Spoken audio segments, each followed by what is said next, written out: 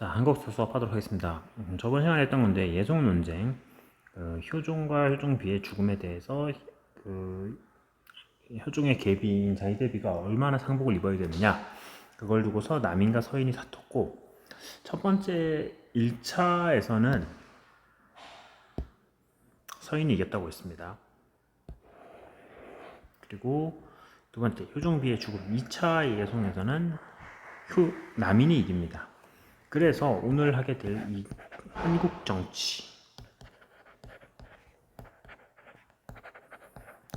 정치는 숙종 때 있었던 사건인데, 여기서는 남인이 권력을 잡은 상황에서 시작을 하게 돼요. 자, 한국 정치 총 3번 있었습니다. 한국이라는 거는 정치 국면이 급변하는 거예요. 1차 한국에서는 남인에서 서인으로, 2차는 다시 서인에서 남인으로, 3차는 남인에서 노론은 서인에서 갈라진 거야. 서인이 노론, 소론으로 분열되었는데 그 중에 노론 쪽이 권력을 잡게 돼요. 이 한국 정치를 할 때는 좀 바뀐 게 있어요. 기존의 예속 논쟁까지만 해도 한쪽 당이 이렇게 권력을 잡더라도 다른 당을 완전히 몰락시키거나 이런 개념은 아니었거든. 근데 이 한국 정치쯤 되면은 권력을 잡으면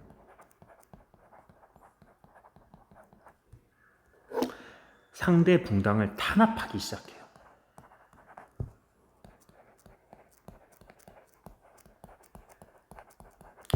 이거를 붕당 정치의 변질이라고 표현하기도 합니다. 이제는 서인이 권력을 잡으면 남인을 다 대규모 죽인다던가, 남인이 또 그 다음번에 복수를 한다던가, 이런 식으로 계속해서 복수가 복수를 낳고 한국 정치 급변하는 거야. 숙종이라는 왕은 이 한국 정치를 이용을 해서 자신의 권력을 좀 공고히 하려고 했던 것 같아요. 그러나 서로 상대당을 죽일 듯이 하고 이러면서 조정 내 갈등이 너무 심해지는 거야. 이 갈등은 왕이 계승 문제에서도 서로 어떤 왕자 쪽에 줄을 대고 분당별로, 그러면서 그것조차도 싸움이 되고, 그래서 다른 쪽에 있는 왕을 죽이려고 한다던가, 왕이 후보를 특히 영조라는 사람이, 아버지는 왕인데 아버지는 숙종인데 그 엄마가 무술이었거든. 천한 집안 출신이었어. 그래서 영조가 왕이 못되게 죽이려고 한다던가 그런 문제들까지 있었어요. 그 정도로 나라가 혼란스러운 상황에서 영조가 왕이 됩니다. 탕평 정치의 시기입니다. 영조하고 그 손자 정조, 이 둘에 대한 이야기인데, 먼저 영조는 탕평 정치라는 거는 서인, 남인 이렇게 붕당을 가리지 않고 그냥 조정에서 필요한 인재들을 갖다가 골고루 쓰겠다, 이런 거예요.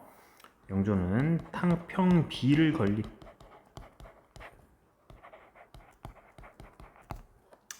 다음에 법전으로 속대전이라는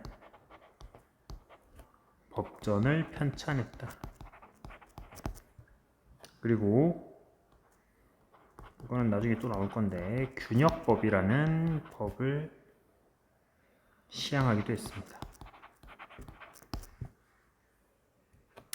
그리고 그 손자 정조, 왜 손자냐? 아들은 죽었죠. 영조가 죽였지. 그 뒤에 가둬가지고 아들 죽이고, 그 손자입니다. 정조는 규장각이라는 것을 만들어요. 자신의 탕평 정치를 뒷받침해주길 규장각을 육성. 세종대왕 때 지편전이 있었듯이 규장각이라고 만들어서 학문과 정책 연구기관, 두 번째 장룡령을 설치합니다.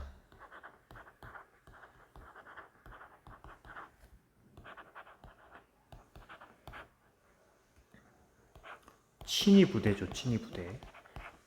정조의 최측근 친위부대 장용령, 그리고 수원 화성을 축조하였다.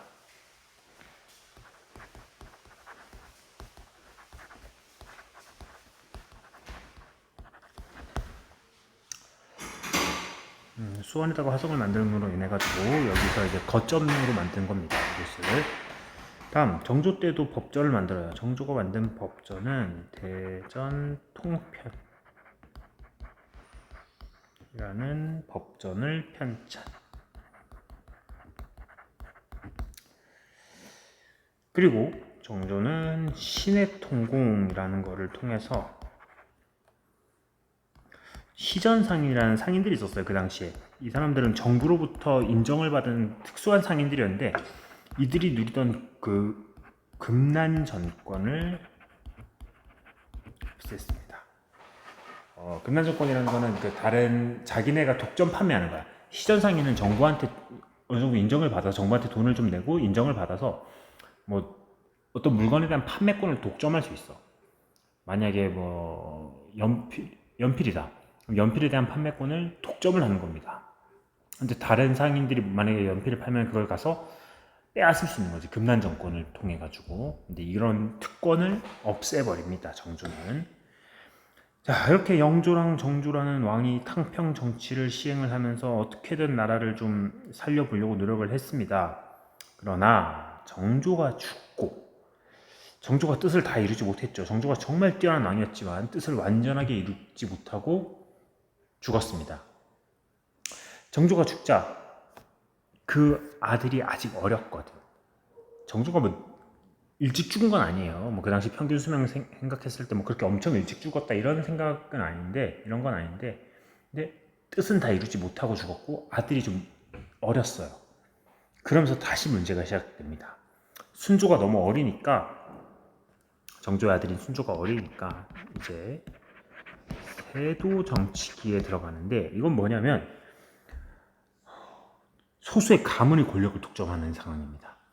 처음에는 그 정조가 죽었으니까 이거였어요. 그 왕의 외갓집, 왕실의 외척에서 권력을 이렇게 가지고 정부의 통치를 해주는 건데, 왕을 대신해서 순조 때부터 헌종,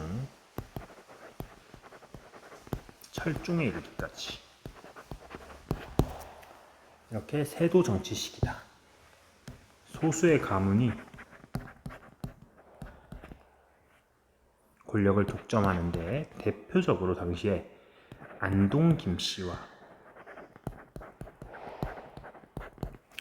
풍양조 씨 두 개의 가문이 권력을 독점했습니다. 이들은 권력을 독점하면서 이제는 뭐 거칠 게 없죠. 매간 매직이 시작됩니다. 돈을 주고 사는 거야. 과거 시험 봐서 관리가 되는 게 아니라 돈을 주고 관직을 사는 시대입니다. 자, 이 매간 매직을 하면서 삼정의 문란이라는 세금 제도의 문란이 시작된다.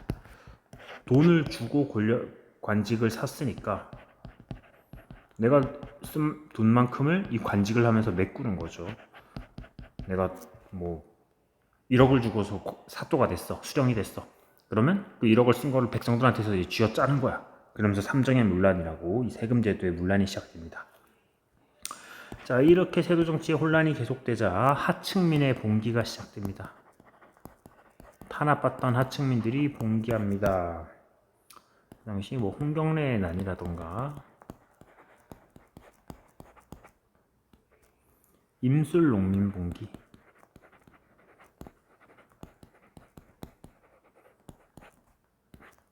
다른 말로 진주 농민 봉기라고도 해요. 이런 그 저항들이 있었습니다. 자, 됐습니다. 오늘은 내용이 좀 짧습니다. 이거까지 하고 그 교과서를 봅시다.